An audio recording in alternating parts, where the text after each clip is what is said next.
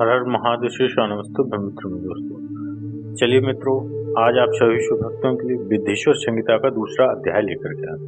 जैसे कि आपने पहले अध्याय में सुना होगा कि सूत जी से महात्माओं ने बड़ा ही उत्तम प्रश्न पूछा था कि हमको इस कलयुग में किस प्रकार से अपने जीवन निर्वाह और भगवत प्राप्ति का आधार क्या होना चाहिए। तो मित्रों, सूत जी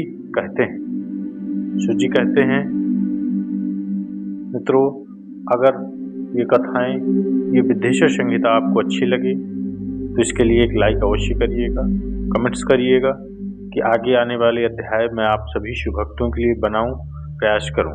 तो चलिए मित्रों, श्रवण करते हैं विद्येश्वर संहिता का दूसरा अध्याय। सूत जी कहते हैं, साधु महात्माओं, आपने बहुत अच्छी बात पूछी है। आपका यह प्रश्न तीनों लोगों का हित करने वाला है। मैं गुरुदेव व्यास का स्मरण करके आप लोगों के स्नेहवश इस विषय का वर्णन करूंगा। आप आदर पूर्वक सुने। सबसे उत्तम जो शिव पुराण है वह वेदांत का सार सर्वस्व है तथा वक्त और श्रोता का समस्त पाप राशियों से उद्धार करने वाला है। वक्ता और श्रोता समस्त पाप राशियों से उद्धार करने वाला है। इतना ही नहीं, वह परम लोक में भी परमार्थ वस्तुओं को देने वाला है। काल की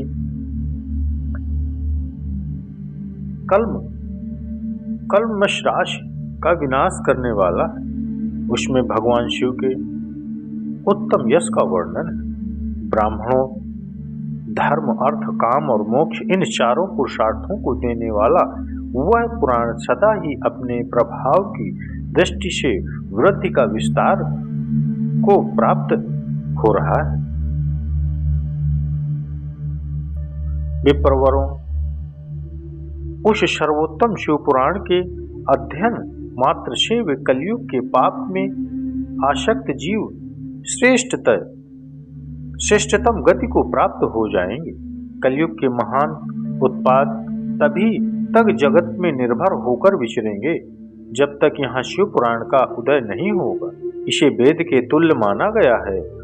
इस वेद कल्प पुराण का सबसे पहले भगवान शिव ने ही प्रणमय किया था। कौन कौन से? विद्येश्वर संहिता, रुद्र संहिता, विनायक संहिता, उमा संहिता, मातृ संहिता, एकादश स्वरुद्र संहिता, कैलाश संहिता, शतरुद्र संहिता, कोटि रुद्र संहिता, सहस्त्र कोटि रुद्र संहिता, वायवीय संहिता, धर्म संहिता। इस प्रकार इन पुराणों के 12 भेद या खंड हैं। ये 12 संहिताओं अत्यंत पुण्यमयी मानी गई। ब्राह्मणों, अब मैं उनके श्लोकों की संख्या बता रहा हूँ। आप लोग यह सब आदर पूर्वक सुने। विद्येश्वर संहिता में 10,000 श्लोक हैं। रुद्र संहिता, विनायक संहिता, उमा संहिता और मातृ संहिता, इनमें से प्रत्येक में 8-8 हजार श्लोक हैं।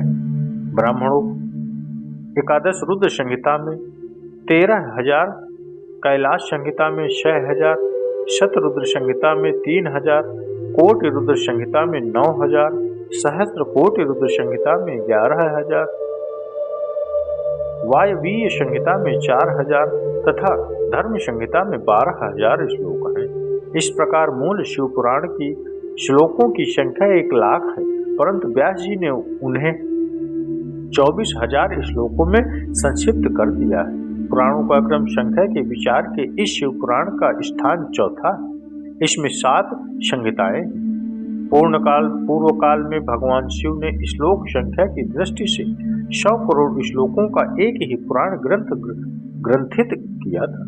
सृष्टि के आदि में निर्मित हुआ वह पुराण संहिता अत्यंत विस्तृत था। फिर द्वापर आदि युगों में द्वयापन, व्यास आदि महर्षियों ने जब पुराण का 18 भागों में विभाजन कर दिया, उस समय संपूर्ण पुराणों का संक्षिप्त स्वरूप केवल 4 लाख श्लोकों का रह गया।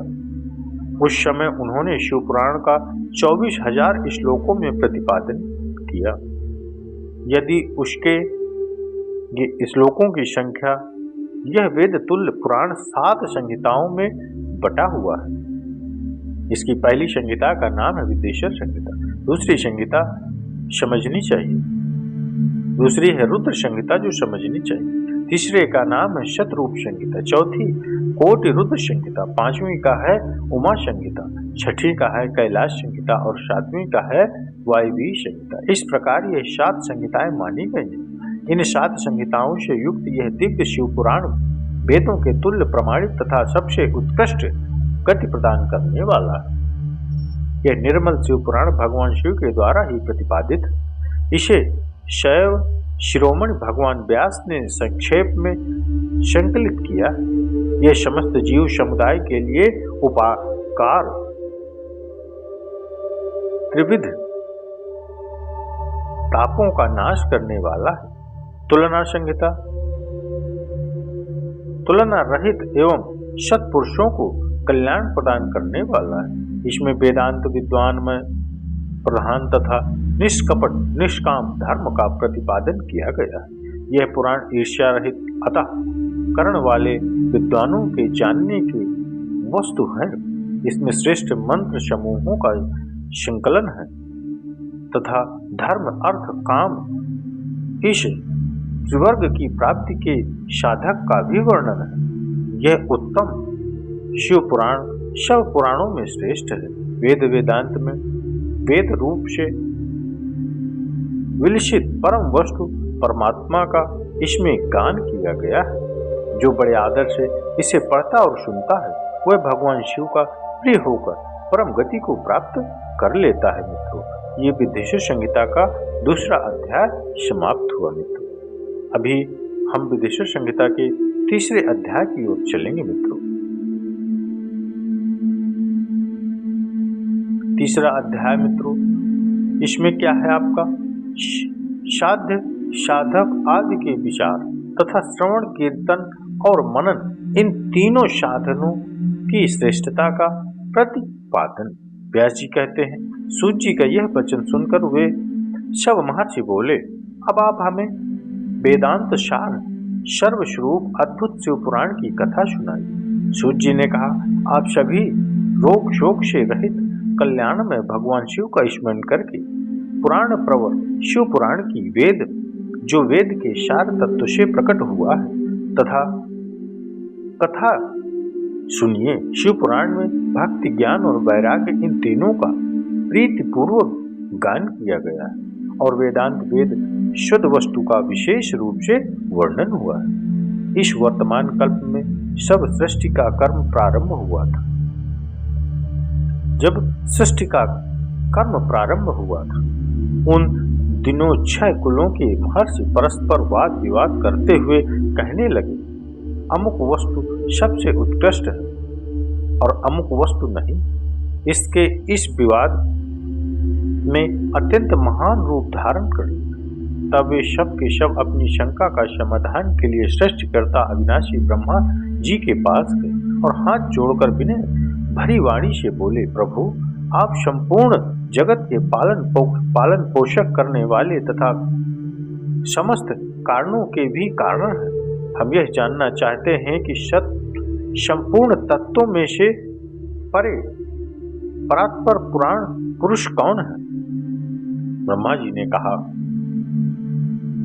जहां से मन सहित वाणी उन्हें न पाकर लौट आती तथा ब्रह्म विष्णु रुद्र और इंद्र आदि से युक्त यह संपूर्ण जगत समस्त भूतों एवं इंद्रियों के साथ पहले प्रकट हुआ है। वे ही ये देव महादेव सर्वज्ञ एवं संपूर्ण जगत के स्वामी, ये ही सबसे उत्कृष्ट है। भक्ति से ही इनका साक्षात्कार होता है, दूसरे किसी उपाय से इनका दर्शन नहीं होता है। रुद्र हरि हर तथा अन्य देवीश्वर सदा उत्तम भक्ति भाव से उनका दर्शन करना चाहते हैं। भगवान शिव में भक्ति होने से मनुष्य संसार के बंधन से मुक्त हो जाता है। देवता के कृपा प्रसाद से उनमें भक्ति होती है और भक्ति से देवता का कृपा प्रसाद प्राप्त होती है। ठीक उसी तरह जैसे अंकुर से बीज और बीज से अंकुर पैदा होता है। इसीलिए तुम सब ब्रह्मर्षि भगवान शंकर का कृपा प्रसाद प्राप्त करने के लिए भूतल पर जाकर वहां सहस्त्रों वर्षों तक चालू रहने वाले इस विशाल यज्ञ का आयोजन करो।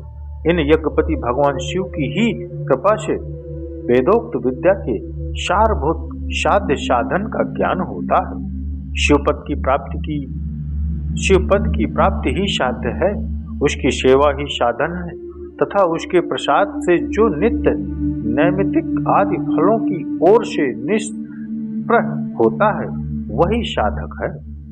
वेदोक्त कर्म का अनुष्ठान करके उनके महान फल को भगवान शिव के चरणों में समर्पित कर देना ही परमेश्वर पद की प्राप्ति है। वही शालोक्य आदि के क्रम से प्राप्त होने वाली मुक्ति है। उन पुरुषों की भांति के अनुसार उन सबको उत्कृष्ट फल की प्राप्ति होती है। उस भक्ति के साधन अनेक प्रकार के हैं, जिसका प्रतिपादन साक्षात महेश्वर ने ही किया है। उनमें से सारभूत साधन को संक्षिप्त करने में बता रहा हूँ। कान में भगवान के नाम गुण और लीलाओं का श्रवण, वाणी द्वारा उनका कीर्तन तथा मन द्वारा उनका मनन, इन तीनों का महान साधन कहा गया है। तात्पर्य यह कि महेश्वर का श्रवण, कीर्तन और मनन करना चाहिए। ये श्रुति का वाक्य हम सबके लिए प्रमाणभूत है। इसी साधन से संपूर्ण मनोरथों की सिद्धि में लगे हुए अब लोग परम साध्य हो गए। लोग प्रत्यक्ष वस्तु को आंख से देखकर उसमें प्रवृत्त होते हैं, परंतु जिन वस्तु का कहीं भी प्रत्यक्ष दर्शन नहीं होता उसे श्रवणेन्द्रियां द्वारा जान सुनकर मनुष्य उसकी प्राप्ति के लिए चेष्टा करता है। अतः पहला साधन श्रवण ही है। उसके द्वारा गुरु के मुख से तत्व को सुनकर श्रेष्ठ बुद्धि वाला विद्वान पुरुष अन्य साधन, कीर्तन एवं मनन की सिद्धि करे। क्रमशः मनन पर्यंत इस साधन की अच्छी तरह साधन कर लेने पर उसके द्वारा शालोक्य आदि के क्रम से धीरे धीरे भगवान शिव का संयोग प्राप्त होता है। पहले सारे अंगों में रोग नष्ट हो जाते, फिर सब प्रकार का लौकिक आनंद विलीन हो जाता है। भगवान शिव की पूजा, उसके नामों के जाप तथा उसके गुण रूप विलास और नामों का युक्त परायित चित्त के द्वारा जो निरंतर परिशोधन या चिंतन होता है उसी को मनन कहा गया है। वह महेश्वर की कृपा दृष्टि से उपलब्ध होता है। उसे सब साधनों से श्रेष्ठ या प्रधान कहा गया है। चलिए मित्रों, माताओं, बहनों, यहीं पर विद्येश्वर संहिता का ये तीसरा अध्याय संपन्न होता है। जो भी भक्त इस को सुनता और श्रवण करता है, भगवान शिव की महिमा को श्रवण करता है, उन सभी पर मेरे महादेव देवादिदेव की असीम कृपा सदैव बनी रहती है। चलिए मित्रों, माताओं, बहनों, कमेंट्स में अवश्य बताइए मित्रों कि आपको विद्येश्वर संहिता कैसी लगी, और अगर अच्छी लगी तो एक लाइक अवश्य करिएगा और सुझाव बताइएगा मित्रों। कमेंट्स के माध्यम से आप आगे आने वाले अध्यायों के विषय में भी आप पूछ सकते हैं। तो चलिए मित्रों, एक जयकारा सामूहिक लगाते हैं, हर हर महादेव। मित्रों कमेंट्स में अवश्य जयकारा लगाइए।